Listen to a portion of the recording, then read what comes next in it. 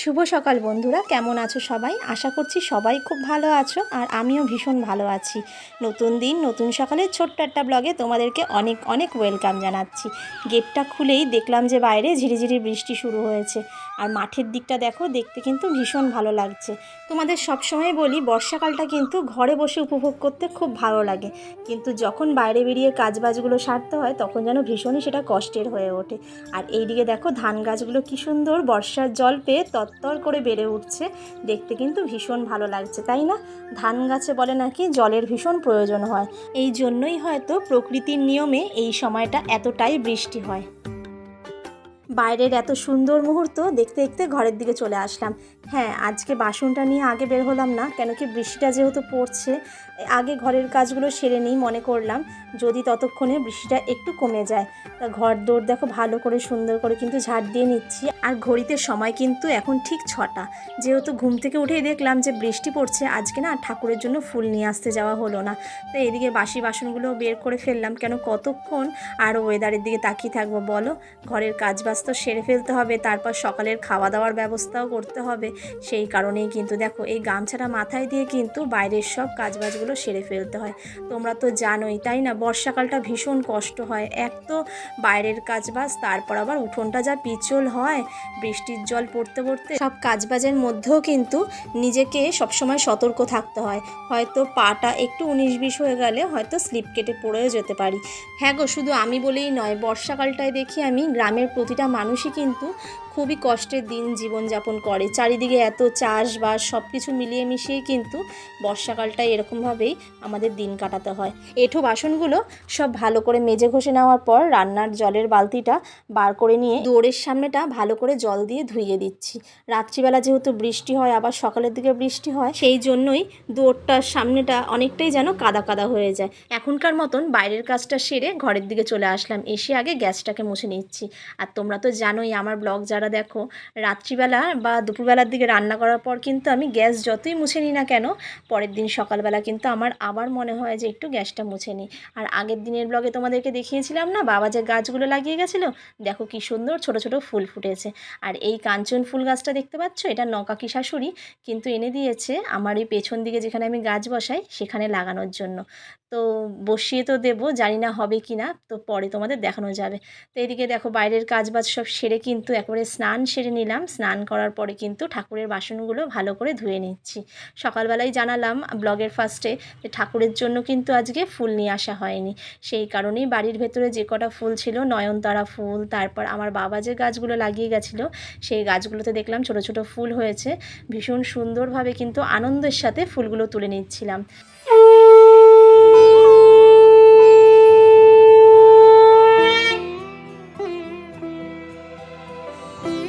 ঠাকুর পুজো দিয়ে আমি কিন্তু রান্নাঘরে চলে এসেছি। এখানে আজকে হবে হচ্ছে কাঁচা যে ছোলা আমরা খাই, সেই কাঁচা ছোলার তরকারি। তোমরা কে কে কাঁচা ছোলার তরকারি আমার মতন বানাও অবশ্যই কিন্তু কমেন্ট করে জানাবে। এদিকে আটা মেখে রেখেছি, রুটি হবে। তো চলো সাথে থাকো, সঙ্গে থাকো, আর বেশি বকবক করলাম না। সকালবেলার টিফিনে তো প্রতিদিনই প্রায় রুটি থাকে, আর রুটির সাথে না চিন্তা হয় খুব একটা যে কী তরকারি বানানো যায়। হ্যাঁ, তবে যেহেতু আজকে সবাই বাড়ি আছে, ছুটির দিন, সেই কারণে কিন্তু একটু কাঁচা ছোলা যে খাই আমরা, সেই কাঁচা ছোলা কালকে রাত্রে ভিজিয়ে রেখেছি, সেই কাঁচা ছোলার তরকারিটাই আজকে করে নেব। ভালো লাগে খেতে, এর আগে বেশ কয়েকবার খেয়েছি, মন্দ লাগে না। আর এইদিকে একটু আদা জিরে বাটা করে নিয়েছিলাম, সেই আদা জিরে বাটাটাও এর সাথে দিয়ে দিয়েছি। আর তোমরা তো জানোই আমি এইসব মানে ছোলা জাতীয় বা মটর জাতীয় কিছু সেদ্ধ করার সময় কিন্তু একটু কাঁচা লঙ্কা সেদ্ধ বসিয়ে দিই, একসাথে সেদ্ধ হয়ে যায়, তাহলে আর কাঁচা লঙ্কা বাটার কোনো ঝামেলাটাই থাকে না। এদিকে সেদ্ধ ছোলা আর আলুটা কিন্তু কড়াইয়ে দিয়ে বেশ ভালো করে আমি এবার কষে নেব। আর ওইদিকে আটাটা মেখে রেখেছি, তবে রুটি এখনও বানানো হয়নি। আমার রুটি নাকি আমার মা আমার ভাইরা ভীষণ খেতে পছন্দ করে জানো তো। তবে আটা ঘরে বাড়ন্তই ছিল। বেশ কয়েকদিন ধরে চিন্তায় পড়ে গেছিলাম যে এবার কি রান্না করব সকালের দিকে। বাবা সেদিনকে এসেছিল, তোমরা দেখলে। বাবা কি আর তার মেয়ের বাড়িতে খালি হাতে আসতে পারে? হ্যাঁ, কখনোই আসে না। তো হাতে করে আটা, ডাল, মটর অনেক কিছুই বেশ নিয়ে এসেছিল। চলো সকালের টিফিন তো কমপ্লিট, তবে এখনও কিন্তু তোমাদের দাদাভাই বাজার থেকে আসেনি। সে কখন ফোন করে বলেছে বাজার হয়ে গেছে। একটু ব্যাক ক্যামেরা তোমাদের দেখিয়ে দিই সকালের রান্নাটা কেমন হলো। আর এদিকে তরকারিটা তো অনেকক্ষণ আগেই ঢাকা দিয়ে মানে বন্ধ করে রেখেছি, গ্যাসটা হয়ে গেছিলো। এই যে এইদিকে একদম কিন্তু গরম গরম রুটি, তো এখন ঢাকা দিয়ে রাখি। আর এই যে এইদিকে কাঁচা ছোলার তরকারি, দেখতে কেমন হয়েছে অবশ্যই কিন্তু কমেন্ট করে জানিও।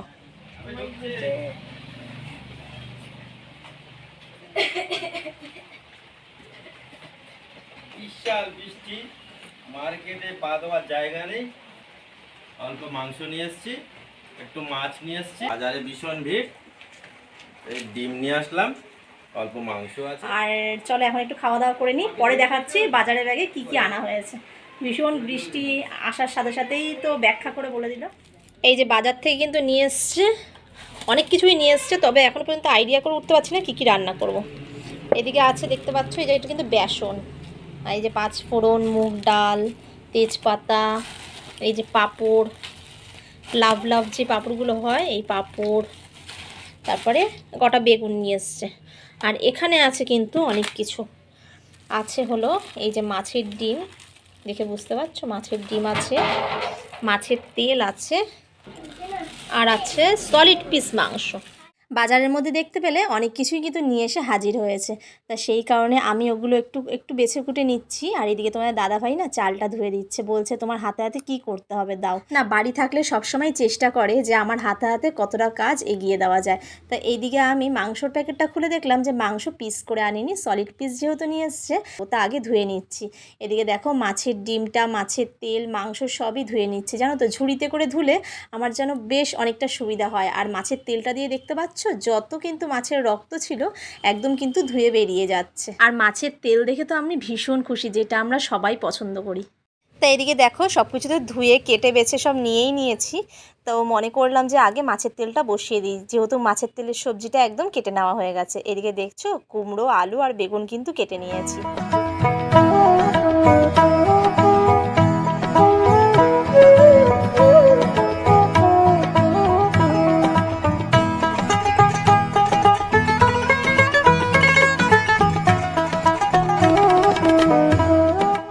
মাছের তেল রান্নাটা তো দেখতেই পেলে, তবে আমার মতন কারা কারা পছন্দ করো এই মাছের তেল অবশ্যই কিন্তু কমেন্ট করে জানিও। আমরা না ভীষণ ভালোবাসি। তো এদিকে দেখো মাছের তেলটা নামিয়ে কিন্তু মাছের ডিমটা বসিয়ে দিলাম। আর ডিম আমি কখনোই না কেটে কেটে কড়াইয়ে দিই না, যেরকম থাকে সেরকমভাবেই কড়াইয়ে দেওয়ার পর কিছুক্ষণ পর যখন একদম জিনিসটা ঠান্ডা হয়ে যায় তখন আমি খুন্তি দিয়ে দিয়ে কিন্তু কেটে দিই।